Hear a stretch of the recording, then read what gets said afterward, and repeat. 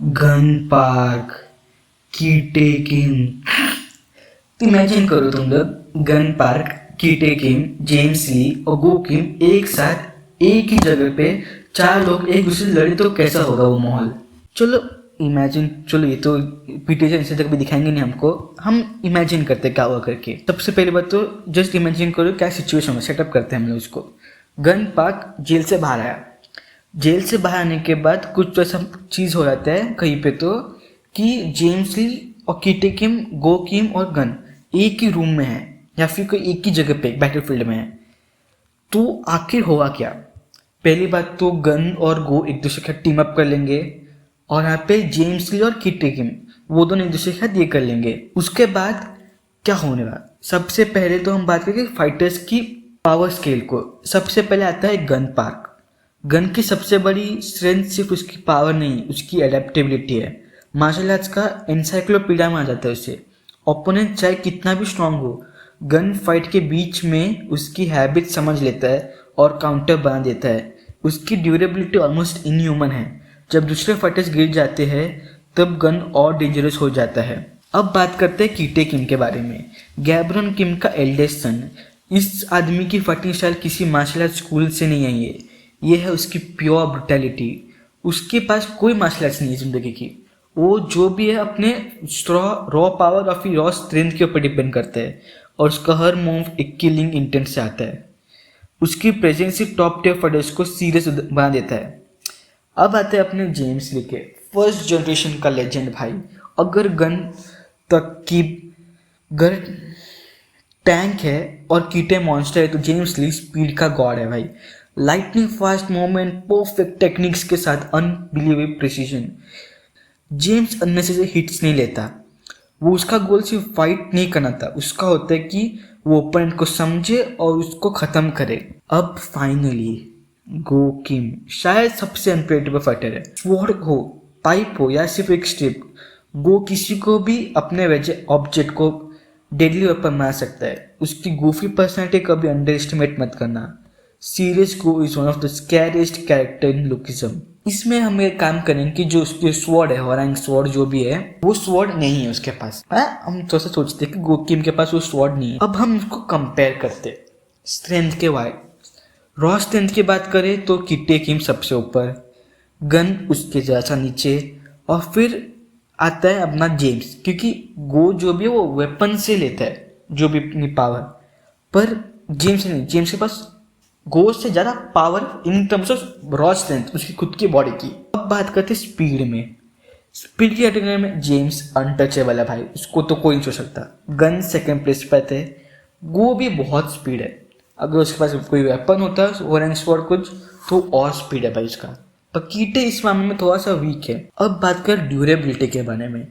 Durability में gun park से ज़्यादा कोई हो सकता है भाई। वो बंदे ने एक ही बार में पूरी की पूरी सेकंड जनरेशन तबाह कर दी भाई, फिर भी वो बंदा टिका हुआ है। इतनी बार इंजरी इसके बाद भी वो बंदा खड़ा हुआ है भाई। उसने उतने लोगों को मारा, मैंडेक ने उसका हाथ तोड़ दिया, फिर भी वो बंदा जिंदा है। वैसे लाइक उसको मार भी रहा है, उसी हाथ से मार रहा है। लाइक ऐसा लगी ना कि वो कुछ लड़ रहा था करके, वो टाइम पास कर रहा था लोगों के साथ। दूसरे नंबर पे आता है कीटे किम भाई। कीटे की मॉन्स्टर हम सब लोग देख ही ली थी हंट फॉर वर्कर्स में। अब बात करें तीसरे नंबर पे कौन आएगा, ये सबसे इंटरेस्टिंग है मेरे हिसाब से। गो किम आएगा। जब हमने टॉम ली और गो की फाइट देखी तो गो अच्छा खासा टिक लिया था भाई उसने टॉम ली के सामने। वही अगर हम बात करें जेम्स अटैक अवॉइड करता है मेरे डैमेज को। तो अगर जेम्स अगर कभी मार खाएगा तो आई गेस वो उतना ज़्यादा स्ट्रांग नहीं कर पाएगा जितना गो कर पाएगा। अब बात करते हैं बैटल IQ के बारे में। बैटल IQ में गन भाई ऊपर है, उसका कोई मैच नहीं है। जेम्स उसके नीचे आता है। गो अनप्रिडिक्टेबल होने की वजह से डेंजरस हो जाता है। कीटे ज़्यादा अपने इंस्टिंक्ट्स और ओवरवेलमिंग एग्रेशन पर डिपेंड करता है। अब करते हैं बैटल शुरू। इमेजिन एक अपोनेंट वेयरहाउस, चारों फाइटर्स एक दूसरे के सामने खड़े हैं। सबसे पहले तो भाई गन जाते हैं डायरेक्ट जेम्स पर अटैक करता है। उसकी स्पीड ऑफ कोर्स भाई बहुत ही ज़्यादा है, जेम्स की स्पीड उससे भी ज़्यादा है। तो जब दोनों के बीच में फाइट होगी वो बहुत ज़्यादा देखने लायक होगी। मुक्का मुक्का मारेंगे, क्योशिन काटे यूज करेगा, वो अपना टेक्निक्स यूज करेगा, ये फाइट चलती रहेगी ज़्यादा। अब बात करते हैं कीटे और गो के बारे में। इन लोग की बैटल में मज़ा आएगा देखने में दोनों। पर ऑफ कोर्स इसके पास कोई पाइप या फिर कोई ऐसा चॉपस्टिक वॉपस्टिक होगा जिससे गो कीटे पे मारेगा। पर कीटे की ड्यूरेबिलिटी बहुत ज़्यादा है, जो हमने पहले से हंट फॉर वर्कर्स में देख लिया था। तो जेम्स बोलता हूँ मैं, कीटे इसको संभाल लेगा आराम से। अब बात करते कि आखिर होगा क्या लास्ट में मेरे हिसाब से गन जीतेगा जेम्स ले, आई गेस जीतेगा वो, क्योंकि हमने उसका पूरा ये देखा था कि भाई जेम्स की गन कितना पावरफुल है, हंट फॉर गन, और कीटे जीतेगा यहाँ से। ऑल्दो गो अच्छा लड़ेगा, जेम्स भी अच्छे लड़ेंगे, पर दोनों हार जाएंगे मेरे हिसाब से। अब शुरू होता है सबसे बड़ा मैच, गन और कीटे का। अब वो फाइट शुरू होती है जिसका पूरा लुकिज्म फैन इंतजार कर रहे हैं भाई। गन की परफेक्ट टेक्निक या कीटे की मॉन्स्टर स्ट्रेंथ, हर एक्सचेंज जीप को लगेगा। गन काउंटर करेगा, कीटे ओवर पावर करेगा, गन अडेप्ट करेगा। फाइट 20 मिनट तक चलेगी। एंड में डिफरेंस सिर्फ एक चीज़ बन जाती है, वो है बैटल IQ।